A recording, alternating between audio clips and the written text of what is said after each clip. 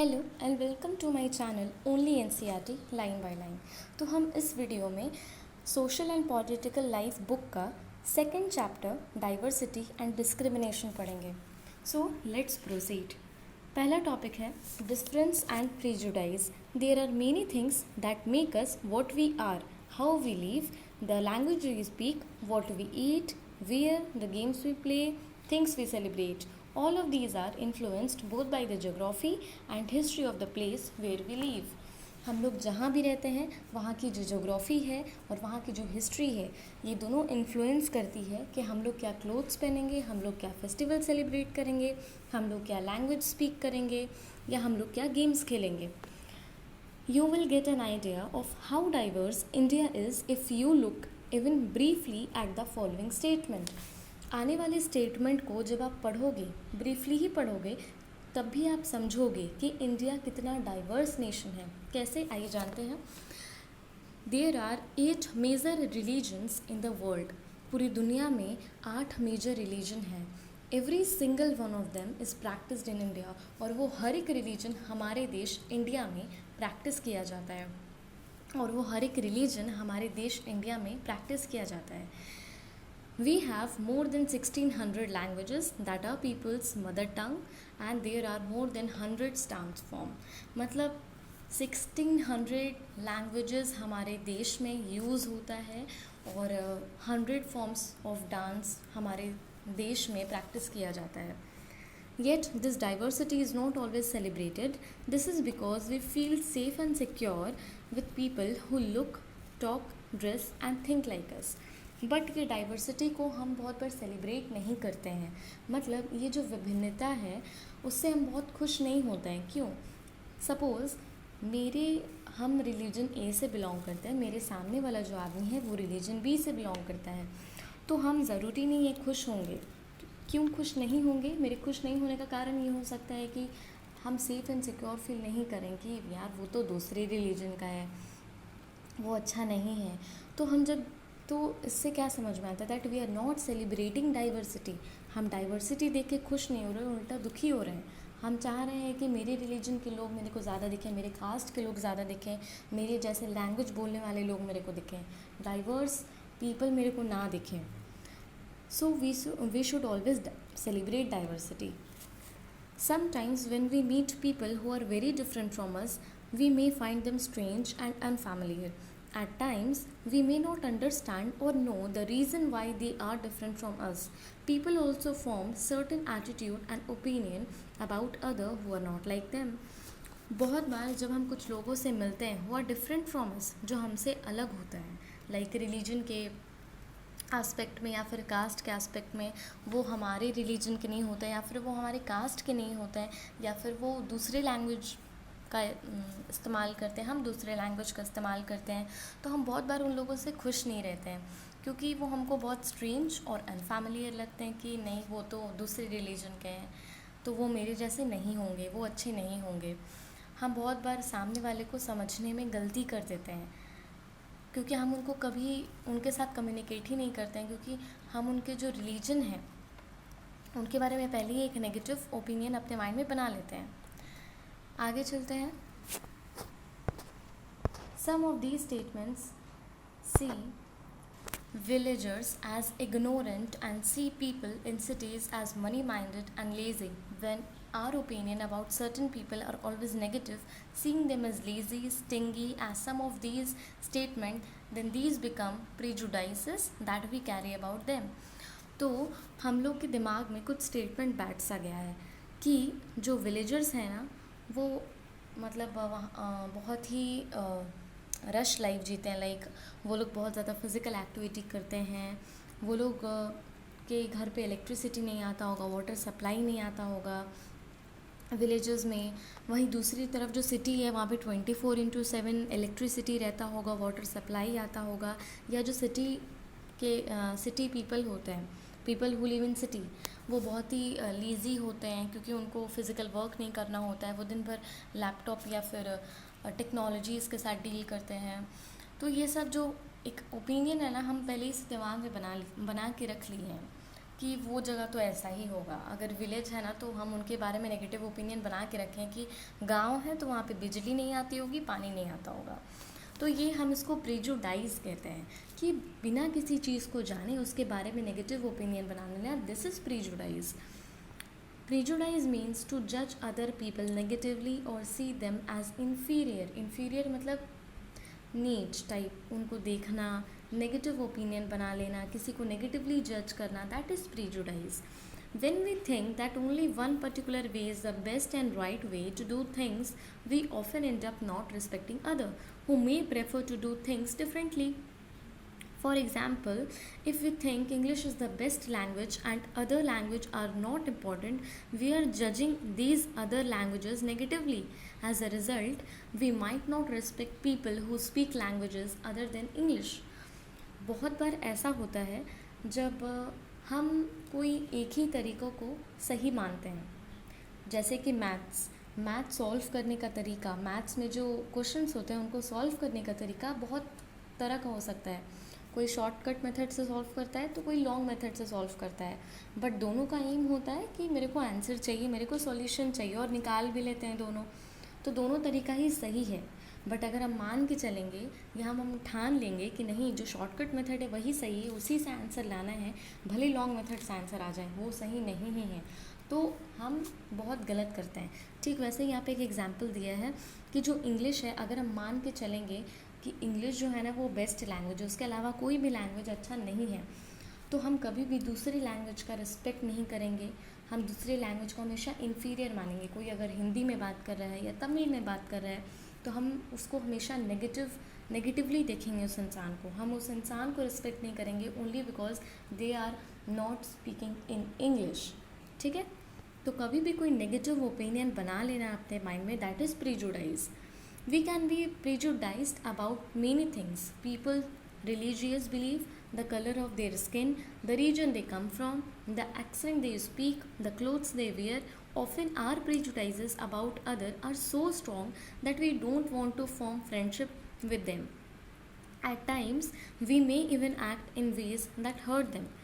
तो जो प्रीजुडाइज्ड है ना, हम लोग प्रीजुडाइज्ड हो सकते हैं क्या चीज़ को लेकर, तो किसी पर्टिकुलर रिलीजन को लेकर, किसी पर्टिकुलर लैंग्वेज को लेकर, कि वो जो पर्टिकुलर लैंग्वेज है ना वो अच्छा नहीं होता है, उन बहुत मतलब वो नीचे जाति के लोग इस्तेमाल करते हैं, या वो पर्टिकुलर कास्ट है ना वो अच्छा नहीं होता है।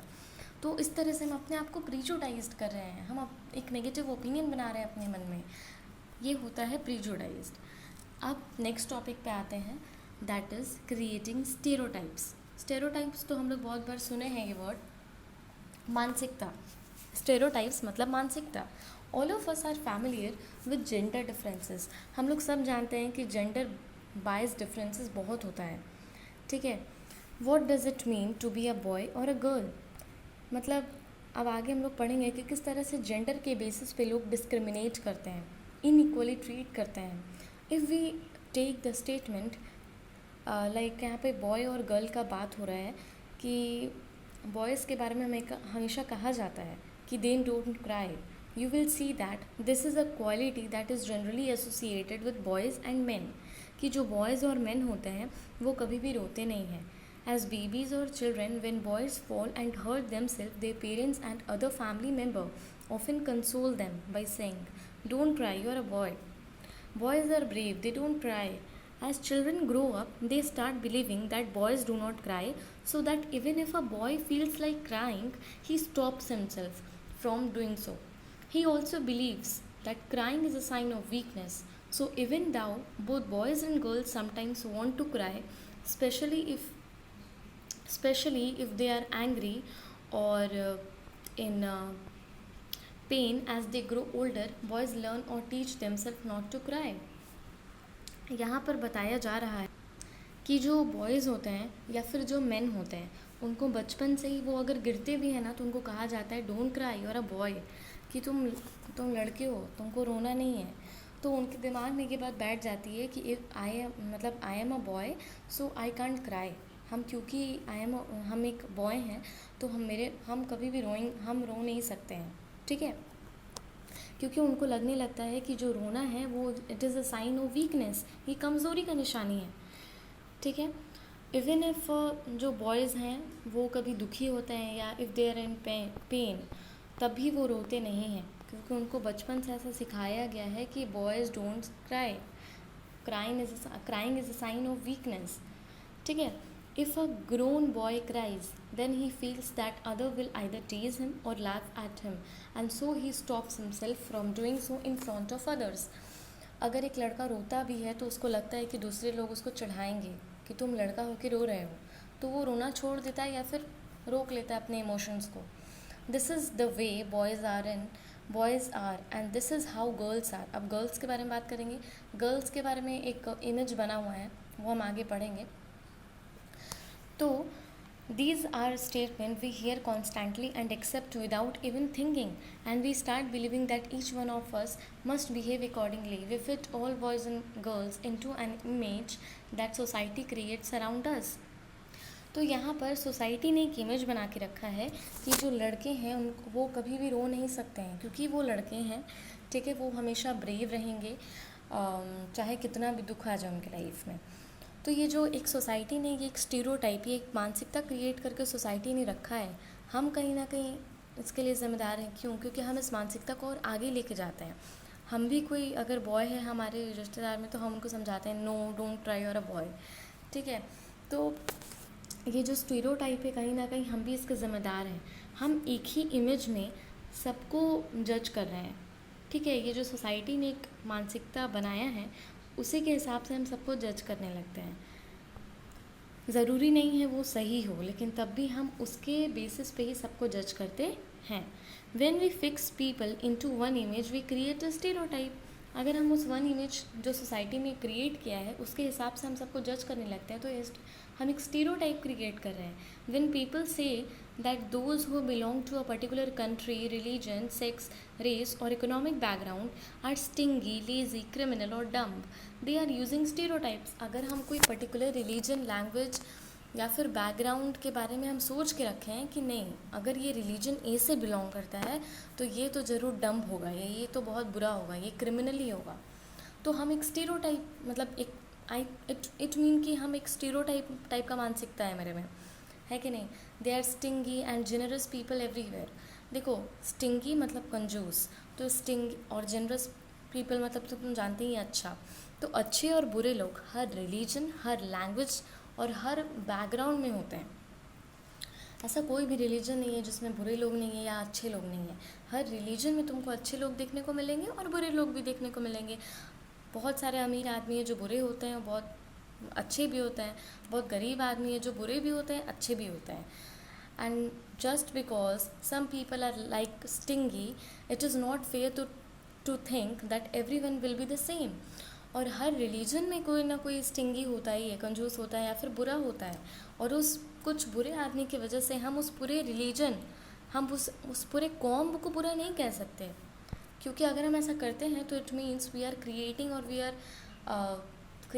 We are using a stereotype. ठीक है, stereotype stop us from looking at each person as a unique individual with his or her own special qualities and skill that are different from others. They fit large number of people into only one pattern or type. Stereotypes affect all of us as they prevent us from doing certain things that we might otherwise be good at. तो जैसा कि हम लोग पहले वाले paragraph में भी यही बात लिखा था कि हम लोग जब एक इमेज में सबको जज करने की कोशिश करते हैं तो ये कभी भी पॉसिबल नहीं हो पाता है कि सब सही हो पाए। लाइक जो फ़िश होती है वो तो स्विम कर पाती है, तो वो तो चलो सही है, लेकिन अगर हम एक बर्ड को भी उसकी स्विम करने की शक्ति से जज करेंगे तो बर्ड तो कांट स्विम ना, बर्ड तो तैर नहीं सकती पानी में। तो इसका मतलब तो जो बर्ड है वो बहुत ही बेकार पक्षी है, या फिर जो बर्ड है वो तो एकदम बेकार है। ऐसा नहीं है। हम लोग कोई एक लेके कुछ स्टेरियोटाइप या फिर कोई एक मानसिकता लेके हम सबको जज नहीं कर सकते। सबका अपना क्वालिटी है, सबका अपना टैलेंट है। ठीक है, तो यहाँ पे भी वही कहा जा रहा है कि जो सोसाइटी स्टेरियोटाइप क्रिएट करती है उसके हिसाब से हम लोग को सबको जज नहीं करना चाहिए, क्योंकि स्टेरियोटाइप का काम क्या है, स्टेरियोटाइप हम लोग को हमेशा नेगेटिव चीज़ दिखाता है, किसी का क्वालिटी या किसी का टैलेंट नहीं दिखाता है। अब अगर हम एक बर्ड को कहेंगे तुम जाओ और पानी में तैरो, बर्ड तो तैर नहीं पाएगी। और हम क्या कहेंगे, बर्ड बहुत ही बेकार पक्षी है।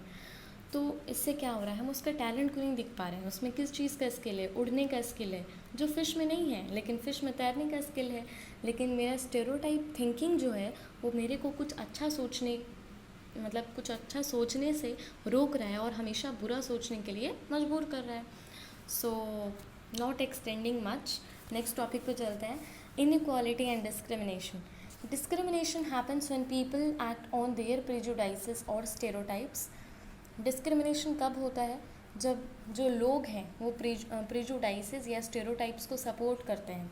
If you do something to put other people down, if you stop them from taking part in certain activities and taking up jobs, और stop them from living in certain neighbourhood, prevent them from taking water from the same well or hand pump, or not allowing them to drink tea in the same cup or a glass as other, you are discriminating against them. अगर आप किसी को भी only because of their religion या उनके ऐसा language बोलने की वजह से या फिर उनके कास्ट के वजह से आप उनको कोई चीज़ करने से रोक रहे हो, उनको सपोज़ क्योंकि वो आदमी रिलीजन ए से बिलोंग करता है तो वो ये प्रोफेशन नहीं कर सकता, वो ये काम नहीं कर सकता, तो ये बहुत गलत बात है। इसको ही डिस्क्रिमिनेशन कहते हैं, इसको ये स्टेरियोटाइप थिंकिंग कहते हैं, या इसको ये प्रेजुडाइसेस कहते हैं। आप जो सबको करने दे रहे हो, आप वो कुछ लोगों को नहीं करने दे रहे हो। क्यों? क्योंकि वो उस रिलीजन से बिलोंग करते हैं। तो ये इसी को हम लोग कहते हैं discrimination, inequality. Discrimination can take place because of several reason. अब देखो, जो डिस्क्रिमिनेशन है वो बहुत कारणों से होता है। You probably recall from the previous chapter that Sameer एक एंड समीर दो they are different from each other in many ways. For example, they belong to different religion. This is an aspect of diversity. However, this diversity can also be a source of discrimination. Groups of people who may speak a certain language, follow a particular religion, live in specific region may be discriminated against as their custom or practices may be seen as inferior. हम कुछ लोगों को सिर्फ, जैसे हम लोग पिछले chapter में समीर एक और समीर दो की कहानी पढ़ चुके हैं, जिसमें समीर एक जो रहता है वो हिंदू रहता है और जो समीर दो रहता है वो मुस्लिम रहता है। बट फॉर्चुनेटली जो समीर एक था, जो हिंदू था, जिसके पास पैसा भी ठीक ठाक था, जो स्कूल भी जाता था, वो इतना अच्छा था कि कभी भी उसका स्टेरियोटाइप थिंकिंग उसके दिमाग में नहीं आया कि जो समीर दो है हमको उससे फ्रेंडशिप नहीं करना चाहिए जस्ट बिकॉज वो मेरे रिलीजन का नहीं है, वो मेरे कास्ट का नहीं है, वो मुस्लिम है। उसने ऐसा कभी भी नहीं सोचा, क्योंकि उसके दिमाग में हमेशा इक्वालिटी का एक थिंकिंग था। ठीक है, तो यहाँ पे भी वही लिखा है। बट हाँ, ये डाइवर्सिटी डिस्क्रिमिनेशन का भी सोर्स बन सकता है। अगर समीर एक चाहता तो ठीक है, वो डिस्क्रिमिनेट कर सकता था, या समीर दो भी चाहता तो समीर एक के साथ डिस्क्रिमिनेशन कर सकता था, क्योंकि वो लोग दोनों ही एक दूसरे के रिलीजन के अलग अलग थे। मतलब एक हिंदू था तो एक मुस्लिम था, बट वो ऐसा उन दोनों ने ऐसा नहीं किया क्योंकि उनका स्टेरियोटाइप मानसिकता नहीं था। तो किसी को भी उनके लैंग्वेज की वजह से, रिलीजन की वजह से, उनके रीजन की वजह से कभी भी डिस्क्रिमिनेट करना, इसी को हम इनइक्वालिटी कहते हैं, और ये बहुत ही गलत है। Another difference between the two Sameer was in their economic background. Sameer Do was poor earlier is not a form of diversity but of inequality. अब जैसे हम लोग जानते हैं कि जो समीर दो था वो पुअर था, उसके पास पैसे नहीं थे। अब ये तो खैर डाइवर्सिटी का पार्ट एस्पेक्ट नहीं है, डाइवर्सिटी मतलब तो बहुत सारे रिलीजन कास्ट, ये एक्चुअली इनइक्वालिटी में आता है। क्यों? क्योंकि समीर दो जो था उसके पास रिसोर्सेज ही नहीं थे। जिस एज में उसको पढ़ने जाना चाहिए था school, he was working, he was selling newspaper, वो न्यूज़पेपर्स बेचता था। ऐसा क्यों हुआ? क्योंकि उसके पास रिसोर्सेज नहीं था, उसके पास पैसे नहीं थे कि वो अपनी एजुकेशन पूरा कर पाता, वो अपना हॉस्पिटल में इलाज करवा पाता।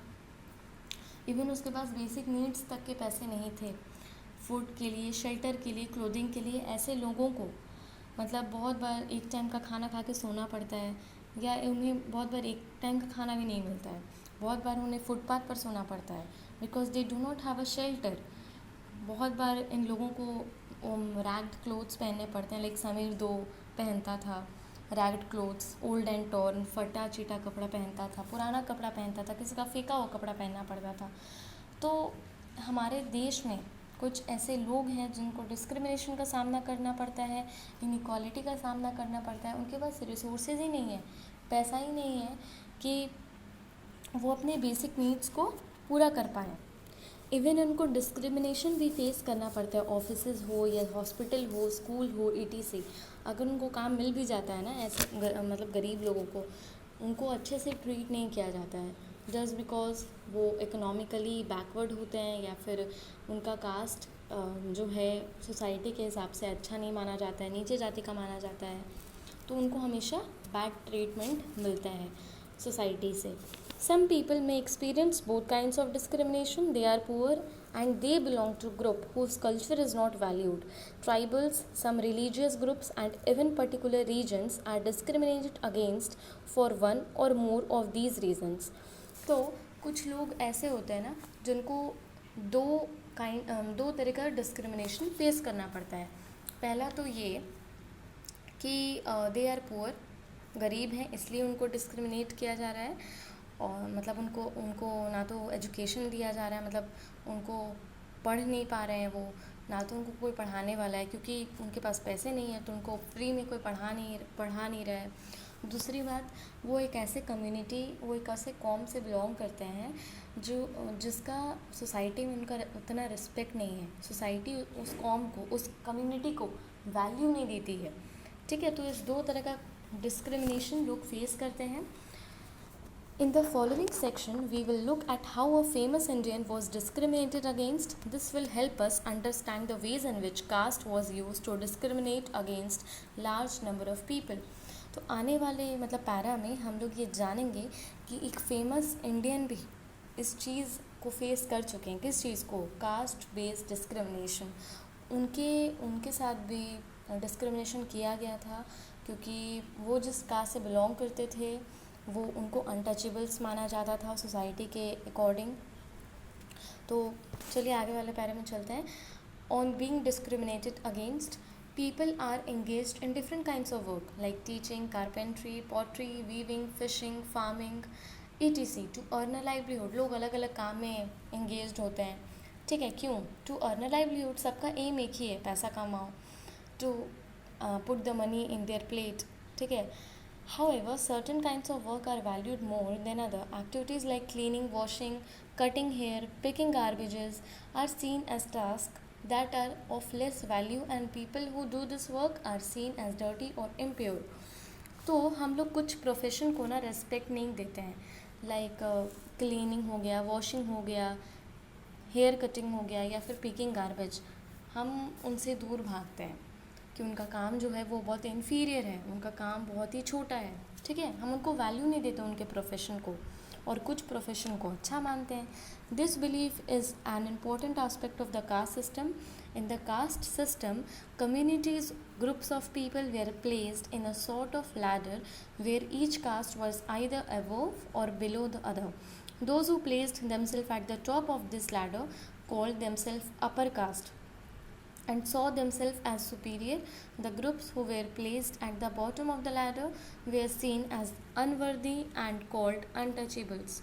तो इस पैरा में यही लिखा हुआ है कि हम किसी किसी के प्रोफेशन को रिस्पेक्ट नहीं करते हैं। हम कौन से प्रोफेशन हम लोग जान गए कि जो लोग गार्बेज पिक करने वाला काम करते हैं, या फिर जो लोग हेयर कटिंग वाला काम करते हैं, जो लोग वॉशिंग का काम करते हैं, क्लीनिंग का काम करते हैं, हम उनके प्रोफेशन या उनको रिस्पेक्ट नहीं देते हैं क्योंकि उनका मेरे को मतलब सोसाइटी ऐसा मानती है कि उनका काम जो है बहुत डर्टी वाला है, तो उनको रिस्पेक्ट नहीं देती, उनके प्रोफेशन को वैल्यू, वो जो डिग्निटी मिलना चाहिए वो उनको नहीं मिलता है। और ये बहुत बड़ा कारण है। ठीक है, किस चीज़ का कारण है? इनइक्वालिटी का कारण बन जाता है।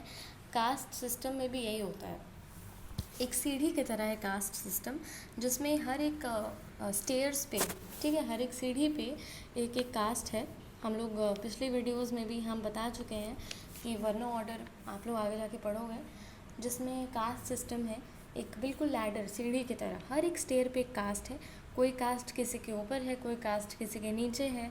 ठीक है, और जो ऊपर वाले कास्ट हैं वो अपने आप को सुपीरियर बताते हैं, जो कास्ट नीचे हैं उनको जो सोसाइटी है वो अनवर्दी अनटचेबल्स कहती है, अनटचेबल्स, ठीक है, का और बहुत इन्फीरियर मानती है, छोटा मानती है। Caste rules were set which did not follow the so called untouchables to take on work other than what they were meant to do. Caste rules जो होते हैं ना, कास्ट के भी कुछ रूल्स होते हैं, कास्ट सिस्टम के कुछ रूल्स होते हैं। क्या रूल होता है कि वो अनटचेबल को उनका काम नहीं करने देती। कैसे नहीं काम करने देती है? तो कास्ट सिस्टम के हिसाब से सपोज़ जो अपर कास्ट से बिलोंग करता है उनके लिए कुछ प्रोफेशन डिसाइडेड है कि आप अगर अपर कास्ट के हो तो आप मतलब ये क्लीनिंग वॉशिंग वाला काम नहीं करोगे, ये सब काम सिर्फ अनटचेबल्स का है। और अनटचेबल के लिए कुछ प्रोफेशन डिसाइड कर दिया गया है कि ये सब काम आप मतलब अगर आपके अंदर स्किल है और टैलेंट है तब भी आप नहीं कर सकते हो, just because you are at the very bottom of the caste system. ठीक है, आप बॉटम में आते हो, आप सबसे नीचे कास्ट के से बिलोंग करते हो, तो आप ये काम नहीं कर सकते, आप ये प्रोफेशन ज्वाइन नहीं कर सकते।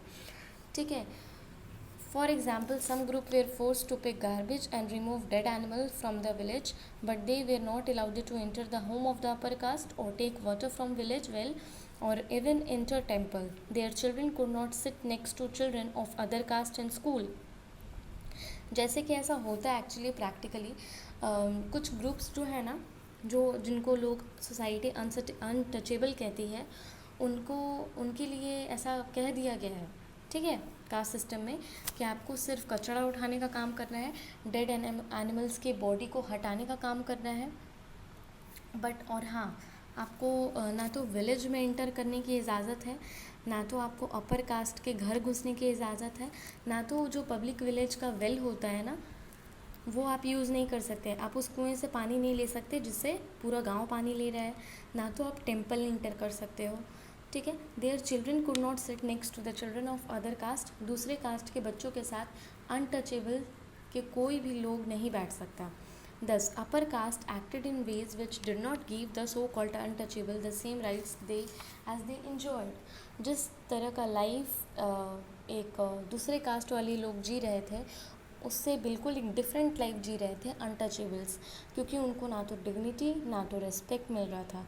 उनके अगर अंदर अगर स्किल होता भी था कि वो कोई काम दूसरा काम अच्छे से कर पाते, तब भी उनको करने नहीं देता था ये अपर सोसाइटी, क्योंकि सोसाइटी का मानना था अगर आप अनटचेबल की कम्युनिटी से बिलोंग करते हो तो आपको सिर्फ गार्बेज उठाना है, आपको डेड एनिमल्स की बॉडी रिमूव करनी है। डॉक्टर भीमराव अंबेडकर, अब अभी हम लोग ऊपर वाले पैरा में बात कर रहे थे कि एक फेमस इंडियन ने भी caste system caste based discrimination को फेस करा है। अब डॉक्टर भीमराव अंबेडकर अपने बारे में एक स्टोरी में बता रहे हैं। वो बताते हैं कि ये बहुत ही ग्रेटेस्ट लीडर है जो कि इंडिया के doctor Bhimrao Ambedkar shares his first experience. ये अपना एक्सपीरियंस बता रहे हैं जो 1901 में इनके साथ हुआ था, जब ये सिर्फ 9 साल के थे, just 9 years old. He had gone with his brother and cousin to meet his father in Koregaon which is now in Maharashtra. तो वो अपने फादर से मिलने गए थे कोरेगांव में, जो अभी महाराष्ट्र में है। Long did we wait but no one turned up. An hour elapsed and the station master come to inquiry. हम लोग बहुत देर इंतज़ार किए बट कोई मतलब उनके फादर उनसे मिलने नहीं आए। An hour elapsed मतलब होता है बीत गया, 1 घंटा बीत गया, स्टेशन मास्टर पूछने आया। He asked us for the tickets. Station master हम लोग से टिकट मांगे, स्टेशन मास्टर ने हम लोग से टिकट मांगा। We showed them to him. He asked us why we tarried. We told him that we were found for Koregaon and that we were waiting for father or his servant to come but that neither had turned up and that we did not know how to reach Koregaon. ठीक है, तो यहाँ पे B R Ambedkar जो हैं वो बताते हैं कि वो अपने फादर का वेट कर रहे थे अपने कज़न्स के साथ, अपने ब्रदर्स के साथ, तभी स्टेशन मास्टर वहाँ पे आ जाते हैं, उन लोगों से उनका टिकट मांगते हैं। जब बी आर अम्बेडकर अपना और सबका टिकट दे देते हैं स्टेशन मास्टर को, तो स्टेशन मास्टर पूछते हैं कि आप सब यहाँ क्यों खड़े हो, तो वो लोग बताते हैं कि वो लोग अपने बी आर अम्बेडकर अपने फादर या उनके सर्वेंट का वेट कर रहे हैं जो अभी तक आए नहीं हैं। We were well dressed children. From our dress or talk, no one could make out that we were children of the untouchable. Indeed, the station master was quite sure we were Brahmin children and was extremely touched at the plight in which he found us. As is usual among the Hindus, तो पहले इतना समझा देते हैं कि B R Ambedkar बताते हैं कि हम लोग बहुत ही अच्छा कपड़ा पहने थे, हम और जो मेरे कज़न और ब्रदर थे मेरे साथ बहुत ही अच्छा कपड़ा पहने थे और हम लोग बहुत अच्छे से मतलब बात भी हम लोग बहुत अच्छा से कर रहे थे और हम लोग को के कपड़ों को देख के कोई नहीं बोल सकता था कि हम लोग अनटचेबल्स के कम्युनिटी से बिलोंग करते थे। बट स्टेशन मास्टर जो थे वो भी बहुत श्योर थे हम लोग के कपड़ों को देख के, हम लोग के अपीयरेंस को देख के, हम लोग के बात करने के तरीक़ों को देख के कि ये लोग जो है ना ज़रूर ब्राह्मण के फैमिली से बिलोंग करते होंगे। तो स्टेशन मास्टर जो थे वो बहुत ही खुश थे, मतलब बहुत ही वो बहुत अच्छा वो लोग के साथ वो लोग के बहुत साथ सपोर्ट कर रहे थे, वो लोग से बहुत अच्छे से बात कर रहे थे। As is usual among the Hindus, the station master asked us who we were, कि हम लोग कौन है, स्टेशन मास्टर पूछते हैं। Without a moment thought I blurted out that we were Mahars। तो blurted मतलब होता है उगल देना, मतलब बोल देना अचानक से। तो स्टेशन मास्टर जब पूछते हैं आप लोग कौन हो, मतलब उनके पूछने का मतलब था कि आप लोग कौन से शायद कम्युनिटी से बिलोंग करते हो। तो जो बी आर अम्बेडकर हैं वो उनके मुंह से निकल जाता है, दैट इज़ ब्लर्टेड, कि वो महार्स हैं, MAHARS। एक ऐसी कम्युनिटी होती है जिनको विच वे ट्रीटेड, जिनको अनटचेबल जैसा ट्रीट किया जाता है बॉम्बे प्रेसिडेंसी में। और ही वॉज स्टंट मतलब क्या होता है, दंग रह जाना। तो जो स्टेशन मास्टर थे जब उनको पता चला कि जो बी आर अम्बेडकर जिससे वो इतना देर से बात कर रहे थे और उनके जो कज़न उनसे जब इतना देर से जिससे बात कर रहे थे वो एक्चुअली ब्राह्मण फैमिली के नहीं थे, वो तो अनटचेबल्स थे, तो वो बिल्कुल दंग रह जाते हैं। ठीक है, his face underwent a sudden change. We could see that he was overpowered by a strange feeling of repulsion. Station master के जो चेहरे था उसका रंग उड़ गया। He was overpowered मतलब एकदम स्ट्रॉन्ग फीलिंग, ज़बरदस्त, मतलब उनका जो फेस है ना उस पर दिख रहा था फीलिंग ऑफ रिपल्शन, घृणा, उनको बहुत घिन आ रहा था कि हम इतना देर से एक्चुअली ब्राह्मण फैमिली से नहीं एक अनटचेबल की फैमिली से बात कर रहे थे। As soon as he heard my reply, he went away to his room and we stood where we were। तो जैसे ही उन्होंने सुना कि हम अनटचेबल हैं तो वो जल्दी से भाग के अपने रूम में गए। 15 to 20 minutes elapsed, 15 से 20 मिनट बीत गए। The sun was almost setting, our father had not turned up, nor had he sent his servant, and now the station master has also left us। We were quite bewildered, and the joy and happiness which we felt at the beginning of the journey gave way to a feeling of extreme sadness। तो अब तो station master भी भाग गया था वहाँ से अपने रूम में, जैसे ही उसने सुना कि हम अनटचेबल्स थे और अभी तक जो बी आर अम्बेडकर के पापा भी नहीं आए थे, बहुत देर हो चुका था, सूरज भी ढल रहा था, द सन वॉज सेटिंग, और जो we were quite बेविल्डर्ड।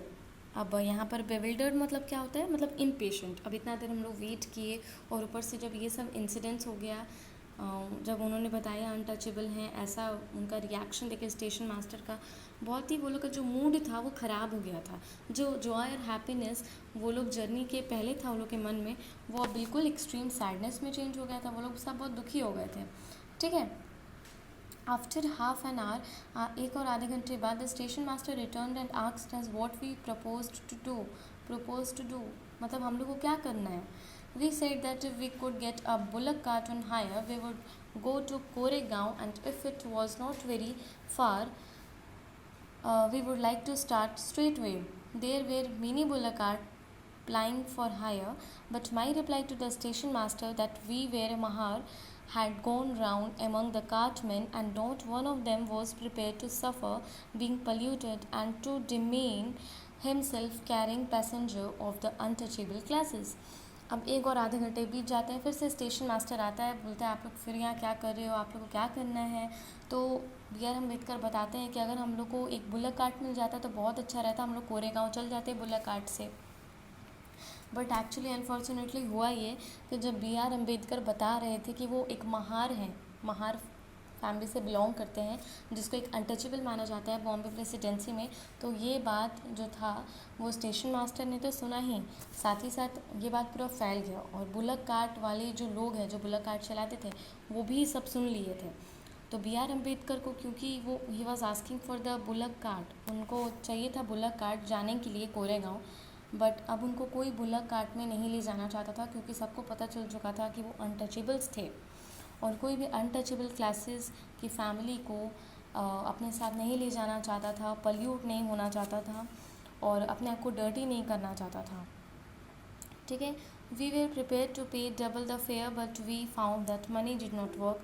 The station master who was negotiating on our behalf stood silent, not knowing what to do. तो हम लोग, इवन बी आर अम्बेडकर बताते हैं, हम लोग डबल पैसा देने को भी तैयार थे बुलक कार्ट वाले को, बट जब उनको पता चला कि हम अनटचेबल हैं, तो वो डबल पैसा लेने के लिए भी मना कर दिए, और उन्होंने मतलब हमें ले जाने से भी इनकार कर दिया, क्योंकि वो उनके हिसाब से वो अगर हमें ले जाते तो वो इम्प्योर हो जाते और वो डर्टी हो जाते।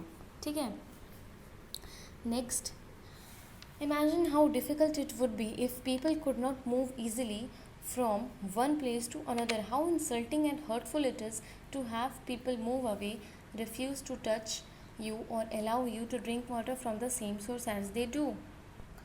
So just think, हम लोग ये स्टोरी जब पढ़े तो मतलब कितना, अगर हम लोग को पढ़ के इतना बुरा लगता है कि किसी के साथ इतना ऐसा बिहेव भी होता होगा, तो जिसके साथ हुआ होगा उनको कितना बुरा लगता होगा। चलो, ये तो था एक फेमस लीडर के बारे में जो हम लोग को पता चल गया, उसने हमारे साथ अपना एक्सपीरियंस शेयर किया, बट बहुत से लोग ऐसे हैं जिनके साथ ऐसा होता है और हमें पता भी नहीं चलता है। बहुत से लोग हैं ऐसे, they are unaccountable I think. तो उनको कितना बुरा लगता होगा जब उनको कोई इंसल्ट करता है या उनको कोई हर्ट करता है, जब उनको कोई रिफ्यूज़ कर देता है टू टच कि आप प्लीज़ मेरे से सटो मत, या फिर if the people in front of you don't want to talk to you only because of your community, your caste, तो बहुत बुरा लगता है, बहुत इंसल्टिंग फील होता है। This small incident shows how a simple task of going from one place to another in a cart was not available to the children, even though they could pay the money. All the cartmen at the station refused to take the children. They acted in a discriminatory manner. तो ये छोटा सा जो incident है जो B R Ambedkar ने हमारे साथ शेयर किया, इससे पता चलता है कि बहुत सिंपल सा चीज़ था कि हमें एक जगह से दूसरे जगह सिंपली बुलक कार्ट पे जाना था कोरेगांव, बट क्योंकि उन सबको पता चल गया था हम अनटचेबल हैं, तो किसी ने भी हमें ले जाना ठीक नहीं समझा। तो ये कितना हार्ड हो गया सोचो, एक स्टीरियोटाइप थिंकिंग के वजह से एक जगह से दूसरा जगह जाना, और सबने बहुत ही डिस्क्रिमिनेटरी मैनर से बिहेव किया बी आर अम्बेडकर के साथ और उनके कज़न्स के साथ। So clearly as this story shows us, caste-based discrimination is not only limited to preventing Dalit from undertaking certain economic activities, but it also denies them to respect and dignity given to others. पहले तो हम लोग देखते थे ना कि चलो सिर्फ कास्ट, ये जो कास्ट सिस्टम है इसमें दलित को सिर्फ अपने काम से दूर किया जा रहा है, कि दलित के लिए बस एक प्रोफेशन डिसाइड कर दिया जा रहा था पहले बस कि आपको गार्बेज ही उठाना है और आपको डेड एनिमल का बॉडी ही रिमूव करना है। बट अब हम देख रहे हैं कि धीरे धीरे दलित के साथ और अनटचेबल जिसको सोसाइटी कहती है उनके साथ बहुत ही डिसरेस्पेक्ट वाला बिहेव किया जाता है, उनको डिग्निटी और रिस्पेक्ट नहीं दिया जाता है जो उनको मिलना चाहिए। Now, next topic, striving for equality. The struggle for freedom from British rule also included within it the struggle of large group of people who but not only fought against the British but also fought to be treated more equally. तो हम लोग जानते हैं कि struggle against British rule तो चल ही रहा था फ्रीडम पाने के लिए, बट और एक स्ट्रगल चल रहा था जो दलित विमेन, ट्राइबल और पीजेंट कर रहे थे टू गेट इक्वल ट्रीटमेंट, कि जिस तरह का ट्रीटमेंट बाकी लोगों को मिलता है उतना ही रिस्पेक्ट, डिग्निफाइड लाइफ हमें भी चाहिए। ठीक है, as pointed out earlier, many Dalit organize themselves to gain entry into temple. बहुत सारे दलित इस चीज़ के लिए आगे आए कि हमें भी एंट्री मिलनी चाहिए टेम्पल्स में, मंदिरों में। बहुत जो विमेन हैं वो आगे आई कि हमें भी उतना ही एजुकेशन का राइट मिलना चाहिए जितना एक मेन को मिलता है। बहुत से पीजेंट ट्राइबल्स जो हैं वो चाहते थे कि हमको to tribals fought to release themselves from the grass, पकड़, ग्रास मतलब पकड़ of the money lender and the high interest rate they were charged. तो हम लोग जानते हैं कि अगर हम लोग को बैंक से लोन लेना है ना, तो हम लोग को कुछ उधार रखना पड़ता है, ठीक है, तभी लोन मिलता है बैंक से। बट सोचो, जो कोई कोई लोग तो बहुत गरीब होता है, तो वो तो उनके पास कुछ भी नहीं होता है बैंक में गिरवी रखने को, तो वो बैंक से लोन नहीं ले पाते हैं। तो वो जाते हैं एक अमीर व्यक्ति के पास लोन लेने। तो वो जो आदमी है उनको जो लोन देता है वो बहुत हाई रेट ऑफ इंटरेस्ट पे देता है, और इतना हाई रेट ऑफ इंटरेस्ट पे देता है कि उस लोन को चुकाने के लिए फिर वो और एक लोन ऐसे कर करके वो और जो लोन लेने वाला आदमी है वो और फंस जाता है। तो ऐसा बहुत लोगों के साथ, बहुत पीजेंट्स के साथ ऐसा होता था, बहुत ट्राइबल्स के साथ ऐसा होता था। तो इस चीज़ के खिलाफ मनी लेंडर्स के पकड़ से बचने के लिए भी स्ट्रगल चला, जो पीजेंट और ट्राइबल्स ने चलाया। When India became a nation in 1947, our leader too were concerned about the different kinds of inequalities that existed. Those who wrote the Constitution of India, a document that laid out the rules by which the nation would function, were aware of the ways in which discrimination had been practiced in our society and how people had struggled against this. Many leaders of these struggles, such as Dr. Ambedkar, had also fought for the rights of Dalit. B.R. Ambedkar ने भी दलित के right के लिए लड़ा है।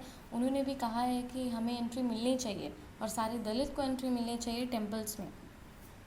यहाँ पर इस पैरा में ये बताया गया है कि जो हमारा नेशन है, जब फाइनली एक इंडिया जो था 1947 में, जब कॉन्स्टिट्यूशन सब कुछ बन रहा था, तो कॉन्स्टिट्यूशन में बहुत सोच समझ के रूल्स बनाया गया था, जिस तरह से, जिसके हिसाब से नेशन आगे काम करता। और ऐसा रूल बनाया गया था कि किसी के साथ भी डिस्क्रिमिनेशन ना हो, आने वाले टाइम पे इनइक्वल बिहेव ना किया जाए, सबको इक्वल समझा जाए हमारे देश में। So these leaders set out a vision and goal in the constitution to ensure that all the people of India were considered equal. जो कॉन्स्टिट्यूशन है ना, वो हमें इंश्योर करती है कि जो इंडिया के सारे लोग हैं उनको इक्वल ट्रीट किया जाएगा, उनको कभी भी डिस्क्रिमिनेट नहीं किया जाएगा। This equality of all person is seen as a key value that unite us as all Indian. हम कुछ भी नहीं हैं, हम ना तो हम मुस्लिम हैं, ना तो हम हिंदू हैं, ना तो हम सिख हैं, हम सब एक इंडियन हैं। और यही एक वर्ड है, इंडिया जो एक वर्ड है ना, ये हम लोग सबको बांध के रखता है, ठीक है। डाइवर्सिटी हमारी यूनिटी का कारण है, कभी भी हमारी वीकनेस का कारण नहीं है। Everyone has equal right and opportunity. Untouchability is seen as a crime and has been legally abolished. अब देखो, अनटचेबिलिटी जो है ना, वो लीगली हटा दिया गया है कि बाय लॉ, कि अगर अनटचेबिलिटी आज भी कोई करता है, अगर सपोज़ कोई विलेज का कुआं है, वहाँ से किसी पर्टिकुलर मतलब कम्युनिटी को या दलित को पानी नहीं पीने दे रहा है कोई, तो अब के टाइम पे ये बहुत बड़ा जुर्म है। पीपल एबॉलिश्ड मतलब हटा दिया जाना। People are free to choose the kind of work they wish to do.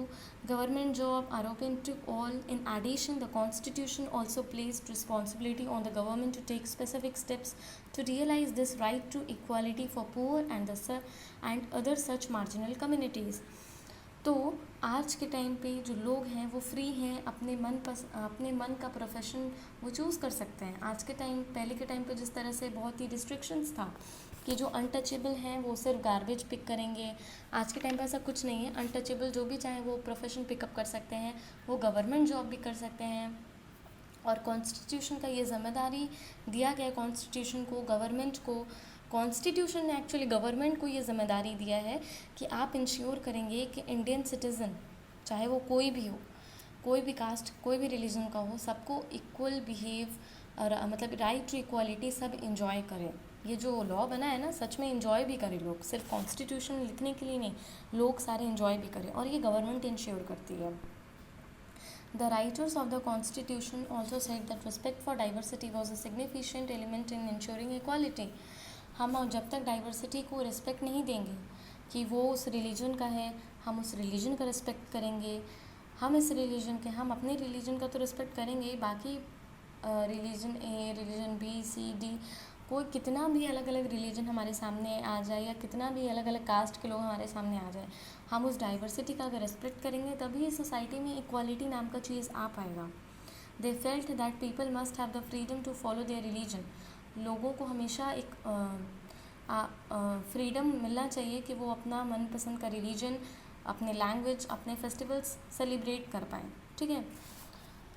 They said that no one language, religion or festival should become compulsory for all to follow. They said that the government must treat all religion equally. Even government को भी हक नहीं है कि वो अपने मन से कोई भी लैंग्वेज या फिर कोई भी पर्टिकुलर रिलीजन को सबके लिए कंपलसरी कर दे, ठीक है। क्योंकि इस इंडिया में सबको इतना फ्रीडम है कि सब अपने मन का रिलीजन या अपने मन का फेस्टिवल, अपने मन का लैंग्वेज बोल सकता है।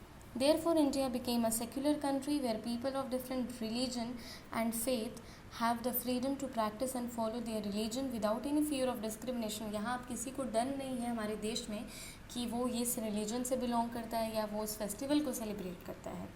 This is seen as an important element of our unity that we all live together and respect one another. और ये बहुत ही इम्पॉर्टेंट एलिमेंट माने जाता है हमारे यूनिटी का कि हम डाइवर्सिटी को रेस्पेक्ट करना सीख गए हैं। दाउ दीज आइडियल्स आर इंश्राइंड। इंश्राइंड मतलब होता है गड़ा रहना इन आर कॉन्स्टिट्यूशन। ये जो आइडियल्स है ना, these ideals are enshrined in our constitution. कौन सी आइडियल्स? तो इक्वालिटी, सेक्युलर, ये सब जो बातें हैं ना वो हमारे कॉन्स्टिट्यूशन में लिखी हुई हैं। This chapter points out that inequality exist even today. आज भी इनइक्वालिटी है, ऐसा नहीं है कि ख़त्म हो गया कॉन्स्टिट्यूशन बनने के बाद, आज भी है। Equality is a value that we have to keep striving for and not something which will happen automatically. Equality कोई ऐसी चीज़ नहीं है कि एक दिन का बात है, हम एक दिन स्ट्रगल किए और दूसरा दिन हमें इक्वालिटी मिल गई, ऐसा बिल्कुल भी नहीं है। इक्वालिटी इज़ अ मतलब कंसिस्टेंट प्रोसेस। आपको लगे रहना पड़ेगा, हम लोग सबको मिल के स्ट्रगल करना पड़ेगा कि सबके साथ इक्वल बिहेव किया जाए। People struggle and positive action by the government are necessary to make this a reality for all Indians. तो लोगों का स्ट्रगल और गवर्नमेंट का पॉजिटिव एक्शन बहुत ज़रूरी है ताकि सारे इंडियंस जो हैं वो फ्रीली बिना कोई डिस्क्रिमिनेशन के अपने राइट्स को एंजॉय कर पाएँ और उनके कास्ट को नहीं देखा जाए, उनके रिलीजन को नहीं देखा जाए, उनको एज ए इंडियन देखा जाए। सो इसी के साथ हमारा जो चैप्टर है वो ख़त्म होता है और हम एक वीडियो बनाने वाले हैं इस चैप्टर के सारे इंपॉर्टेंट बॉक्सेस पे, क्योंकि बहुत ही इंपॉर्टेंट बॉक्स है सारा इस चैप्टर का, जो कि एग्ज़ाम पॉइंट ऑफ व्यू से बहुत जैसे भीमराव अम्बेडकर का बॉक्स है इस चैप्टर में और बहुत से बॉक्सेस हैं, तो हम उस पर भी एक वीडियो बनाएंगे, वो भी आप लोग देख सकते हैं। So thanks for watching my video, please like and subscribe.